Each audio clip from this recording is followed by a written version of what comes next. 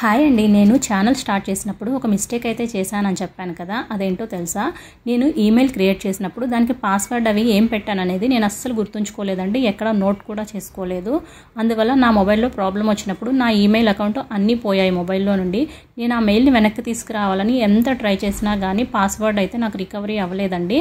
Forget password చేయొచ్చు కదా అనుకుంటున్నారా? నేను అది కూడా ట్రై చేశాను. కాకపోతే సమ్ ఏదో వచ్చిందండి. నా మెయిల్ నేను క్రియేట్ చేసినప్పుడు ఏదో సమ్ అదర్ మెయిల్తో కనెక్ట్ చేశాను, ఏదో అలా వచ్చింది. అందువల్ల ఫర్గెట్ పాస్వర్డ్ చేసినా కూడా అది అవ్వలేదండి. అందువల్ల నా ఛానల్ అయితే వదులుకోవాల్సి వచ్చింది. ఇక్కడ వచ్చేసి నేను గుమ్మడికాయ కూర చేస్తున్నానండి. మనకి కూరల్లో రాజా ఎవరంటే వంకాయని ఎలా చెప్తామో అలానే మనకి ఉత్తర భారతదేశంలో కూరల్లో రాజా ఎవరంటే వాళ్ళకి గుమ్మడికాయనండి.